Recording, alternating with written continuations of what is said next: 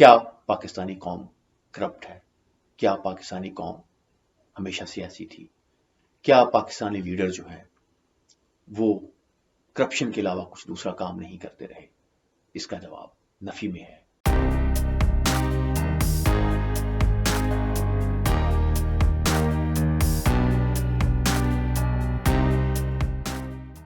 بسم اللہ الرحمن الرحیم۔ معزز خواتین و حضرات، آپ میں سے بہت سے لوگوں نے گزشتہ دنوں امریکن صدر بائیڈن کی تقریب حلف برداری جو ہے اس کو دیکھا ہوگا۔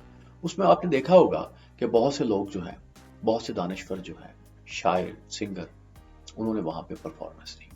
وہ سارے لوگ جو ہیں وہ ایک ہی بات کر رہے تھے، امریکہ عظیم ہے، امریکہ کی زمین عظیم ہے، امریکہ کے لوگ عظیم ہیں۔ وہ سب امریکہ کی عظمت کی بات کر رہے تھے۔ صدر بائیڈن بھی یہی بات کر رہے تھے۔ وہ سب کو بتا رہے تھے کہ میں صدر، سب کا صدر ہوں۔ اور یہ اس وقت ہو رہی تھی صدارتی تقریب جب چند روز پہلے بہت ہنگامہ ہوا تھا۔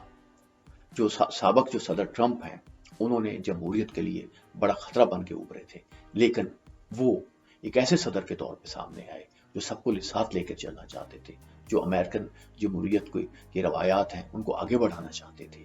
تو ان سے یہ احساس ہو رہا تھا کہ یہ امریکہ جو ہے یہ عظمت کی طرف جا رہا ہے۔ یہاں کے لوگ جو ہیں انہیں اپنی عظمت کا بہت زیادہ، اپنے عظیم ہونے کا بہت زیادہ احساس ہے۔ مگر پاکستان میں بدقسمتی سے ہم اخبار اٹھاتے ہیں، ٹیلی ویژن دیکھتے ہیں، تو وہاں پہ ہمیں کرپشن کی داستانیں ملتی ہیں، وہاں پہ ہمیں بدعنوانی کے قصے سننے کو ملتے ہیں، وہاں پہ ہمیں سیاستدان، بیوروکریٹس اور تاجر، دوسرے لوگ جو ہیں ان کی کرپشن کی داستانیں سنائی دیتی ہیں۔ فورن میڈیا میں بھی پاکستان میں کرپشن ہونے والی کرپشن کی داستانیں ملتی ہیں۔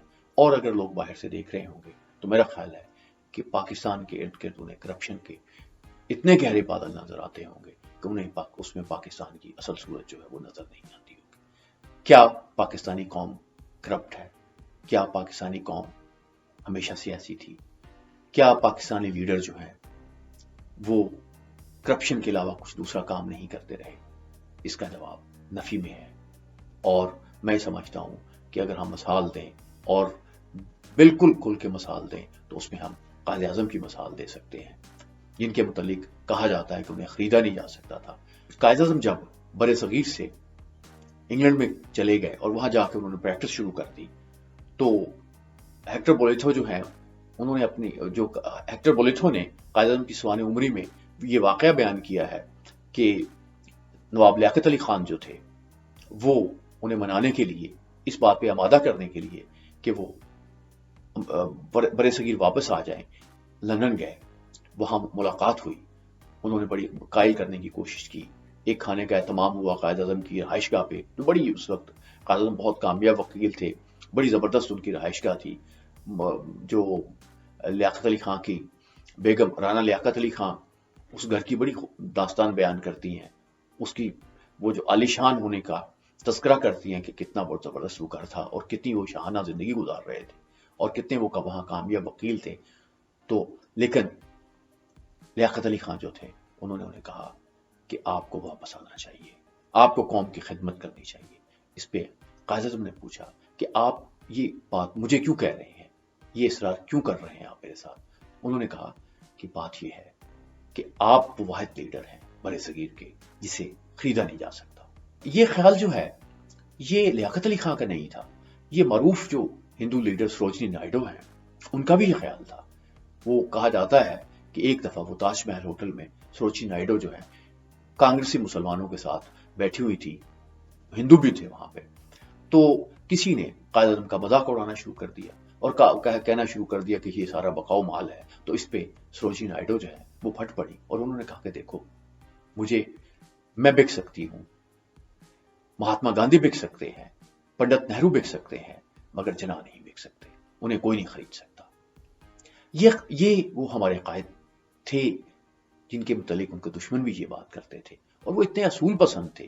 آج جبکہ ہماری سیاست میں کرپشن کی بات ہو رہی ہے، آج جب یہ بات ہوتی ہے کہ سیاستدانوں میں کس طرح سے ان کو خریدا گیا ہے، پاکستانی تاریخ کی اگر بات کریں تو اس میں سیاستدانوں کی خریداری کی باتیں ہوتی ہیں، اور بہت سے آپ کو ملے گا کہ کس طریقے سے لوگ جو ہے آپ کو سیاستدانوں کی خریداری کی باتیں کی داستانیں ملیں گی.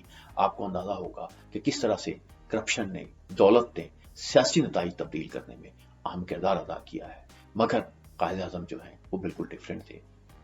جی ایم سید نے یہ جب الیکشن ہو رہے تھے 1940s میں، تو جی ایم سید جو بڑے اس وقت سرگرم رکن تھے مسلم لیگ کے، اور مسلم لیگ سندھ میں وہ ان کا بہت اہم کردار تھا. اور یہ جی ایم سید ہی تھے جو بعد میں تو خیر قائد اعظم کے خلاف ہو گئے، پاکستان کے خلاف ہو گئے، لیکن یہ جی ایم سید تھے جنہوں نے سندھ اسمبلی سے پاکستان کے حق میں قرارداد جو ہے وہ پاس کروائی تھی، پیش کی تھی، اور بعد میں وہ پاس ہوئی. جی ایم سید نے قائد اعظم کو خط لکھا کہ ایک سیٹ ہے جس پہ 2 امیدوار ہمارے مخالف ہیں، ان میں سے ایک کے ساتھ ہماری بات ہو گئی ہے، اگر آپ اجازت دیں تو ہم اسے کچھ تھوڑی سی رقم دے سکتے ہیں فنڈ سے. اگر فنڈ جو مسلم لیگ سندھ کا جو فنڈ ہے ہم اس کو استعمال کر لیں، اور اس میں سے فنڈ جو ہے اس امیدوار کو دے دیں تو ہمارے حق میں بیٹھ جائے گا. تو جناح نے ایک بہت مختصر سا اس کا جواب لکھا.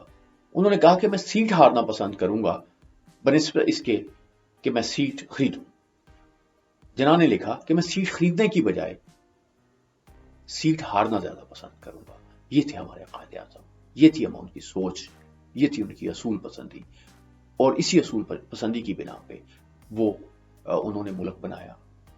ان کو خریدا نہیں جا سکتا تھا، ان کے اصول بڑے پکے تھے، جو وہ بات کرتے تھے اس پہ وہ قائم رہتے تھے.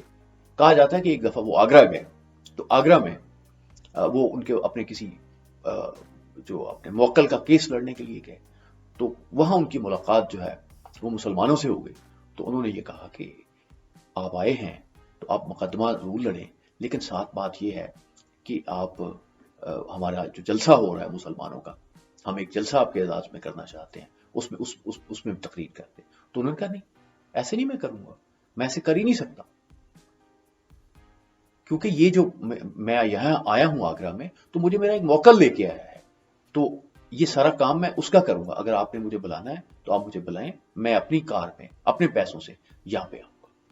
اسی طرح سے قائد اعظم کے متعلق کہا جاتا ہے کہ ایک مرحلے پہ انہیں ایک لیڈر نے کچھ تصویریں لا کے دی، کچھ خطوط لا کے دیے لیڈی ماؤنٹ بیٹن کے اور نہرو کے درمیان، جو اس میں کچھ ایسی باتیں تھیں، نازیبا قسم کی باتیں تھیں، کوئی بڑی پرائیویٹ باتیں تھیں. تو قائد اعظم کو کہا گیا کہ یہ خطوط جو ہیں یہ استعمال کیے جا سکتے ہیں نہرو کے خلاف، ماؤنٹ بیٹن کے خلاف، اور اس سے تاریخ جو ہے وہ شاید ہندوستان کی تاریخ پہ ان خطوط کا اثر پڑ دیتا.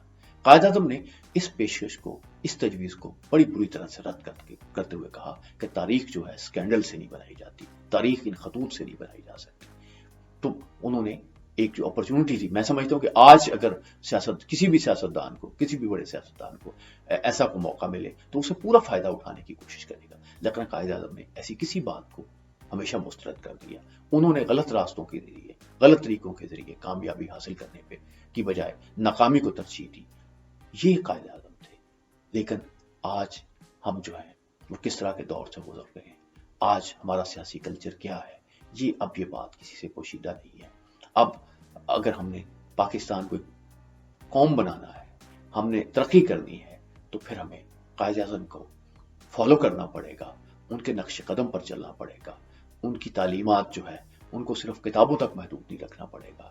ہمیں آج قائد اعظم جیسے کسی لیڈر کی ضرورت ہے، ہمیں آج اقبال جیسے کسی لیڈر کی ضرورت ہے، جو قوم میں، جو ایک مایوس قوم میں یقین پیدا کر سکے. آج جبکہ ہمارے لیڈر، ہمارا میڈیا کرپشن کی داستانیں لے کے قوم میں مایوسی پھیلا رہا ہے، تو یہ ایک بڑی سوچنے کی بات ہے. اور ہمیں اپنی عادات کو بدلنا ہے، اور ہمیں دعا کرنی ہے کہ یا اللہ اس قوم کو ایک ایسا لیڈر عطا کر، ایسی قیادت عطا کر جو صحیح معنوں میں قائد اعظم کی فالو ہو، جسے کوئی خرید نہ سکے، جسے کوئی لالچ جو ہے راستے سے بھٹکا نہ سکے، اور وہ اس قوم کو جس کی بہت، میں سمجھتا ہوں کہ بہت وہ آزمائشوں سے گزر چکی ہے، بہت تکلیفوں سے گزر چکی ہے، اب اللہ تعالیٰ اپنے خصوصی کرم و فضل سے، اللہ اپنے محبوب کے صدقے اس قوم پہ رحم کرے اور ہمیں صحیح لیڈر عطا کرے.